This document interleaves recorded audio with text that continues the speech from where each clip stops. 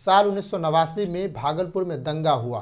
दंगा इतना भीषण था कि आसपास के 18 प्रखंड और लगभग 200 गांव इसके चपेट में आ गए।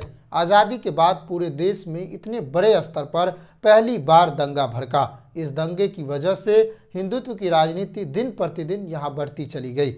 बिहार में आने वाले 6 महीने के बाद चुनाव हैं, इसलिए आज पीएम मोदी ने बिहार चुनाव की शुरुआत भागलपुर के एक रैली के साथ किया है।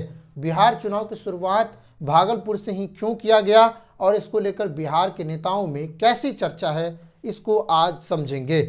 भागलपुर में 1989 का दंगा इतना भीषण था कि गांव के गांव वीरान हो गए।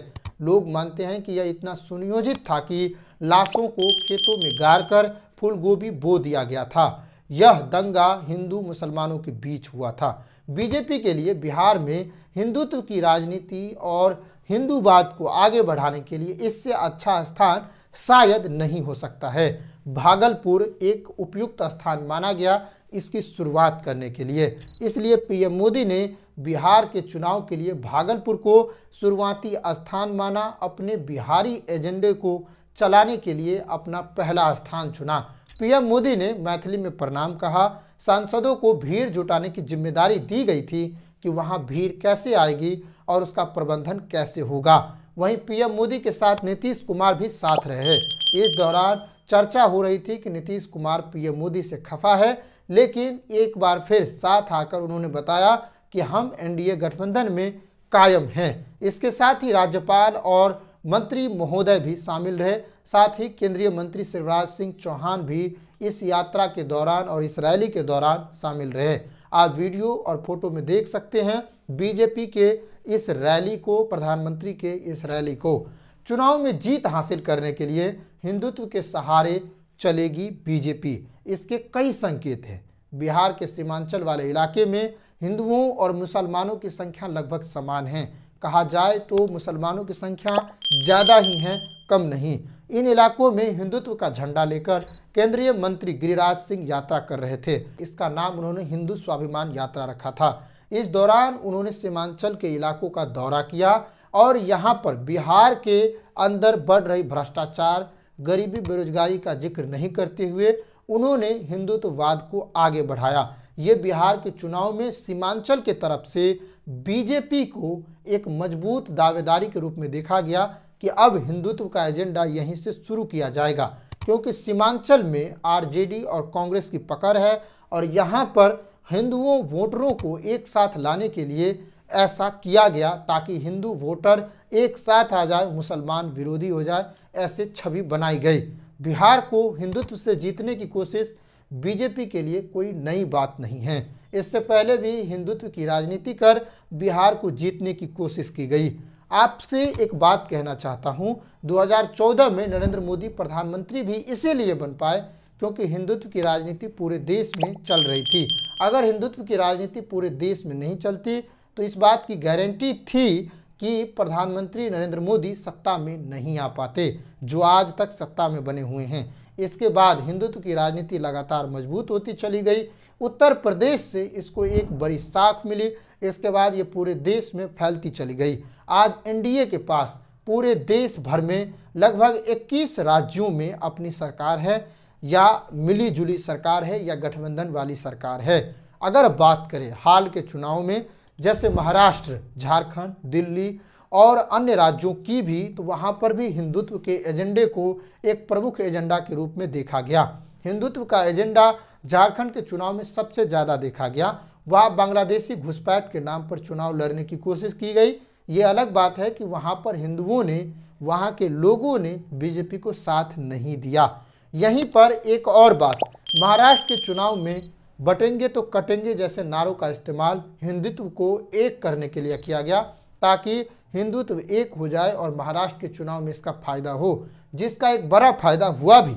लोकसभा चुनाव में जहां कांग्रेस पार्टी और इंडिया गठबंधन महाराष्ट्र के चुनाव में मजबूत थी, वहीं महाराष्ट्र के विधानसभा चुनाव में बीजेपी ने बाजी मार ली क्योंकि उसके पास एक मजबूत हिंदुत्व का एजेंडा था और इसी एजेंडा को बढ़ाते हुए उसने दिल्ली के चुनाव में भी हिंदुत्व के एजेंडा को आगे बढ़ाया और इसका उपयोग भी किया। इस समय अलग अलग लोगों के द्वारा हिंदुत्व के एजेंडे को रंग दिया गया। वहीं हिंदुत्ववादी कार्य भी किए जाते हैं, जैसे दिल्ली में सरकार बनते ही कई सड़कों के नाम बदले जाने की बात कही जा रही है। इससे भी हिंदुत्व के एजेंडे को एक नया रंग मिलेगा। इस तरह आप समझ सकते हैं कि हिंदुत्व का एजेंडा बीजेपी के लिए एक बड़ा एजेंडा है और इससे चुनाव जीतने में बीजेपी को कितना मदद मिलता है ये भी समझा जा सकता है। इसलिए बिहार के चुनाव में भागलपुर को चुनना हिंदुत्व के एजेंडे के लिए ही किया गया है, ना कि किसी और कारण से। आपको एक और बात बताना चाहता हूं, बिहार के भागलपुर में बीते समय से आरएसएस एक्टिव है। जब 1989 में दंगा भड़का तो तुरंत उसके बाद भारतीय जनता पार्टी की निर्माण होती है और उस समय जनसंघ इन इलाकों में काफ़ी एक्टिव थी। इसके बाद यहाँ पर अब आरएसएस लगातार चुनाव प्रचार के दौरान बना हुआ है।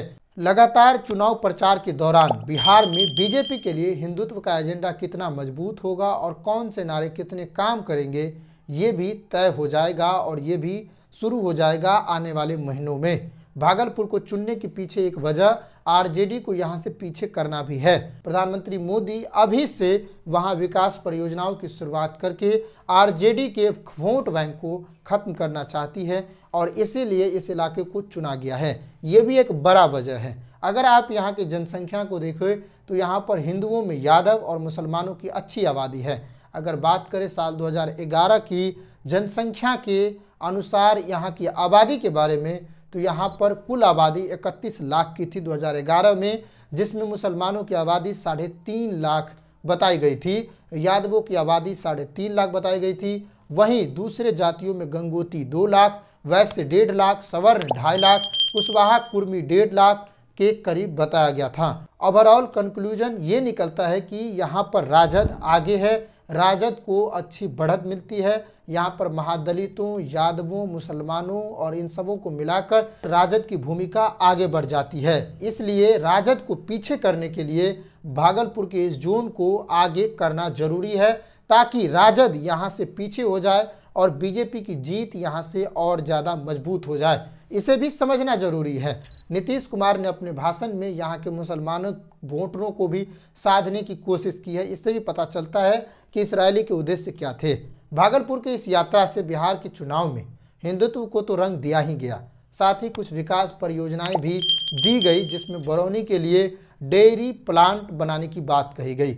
वहीं नवादा तिलैया रेलवे लाइन का दोहरीकरण और इस्माइलपुर से रफीगंज के लिए एक फ्लाईओवर का उद्घाटन करने की बात भी कही गई है। कुल मिलाकर 24,000 करोड़ रुपए के प्रोजेक्ट का शिलान्यास किया गया प्रधानमंत्री मोदी के द्वारा और चुनाव के दरमियान से इसे देखा जा रहा है। इसको लेकर बिहार के नेताओं में भी कई प्रतिक्रियाएं आई कि आखिर तुरंत पहले ये सब क्यों। आरजेडी ने पीएम मोदी की इस रैली पर अपनी बात कही है। आरजेडी के सुप्रीमो लालू यादव ने कहा, प्रधानमंत्री आज बिहार में हैं, इसलिए बिहार में झूठ और जुमलों की बरसात होगी। वहीं तेजस्वी यादव ने बिहार में चुनाव हैं, इसलिए अब सब बिहार में आएंगे और यहाँ पर गरीबी मिटाने नहीं बल्कि लोगों को भ्रमित करने, झूठे वादे करने यहाँ पर पीएम मोदी और उसके मंत्रालय के लोग आएंगे, ऐसा तेजस्वी यादव ने कहा है।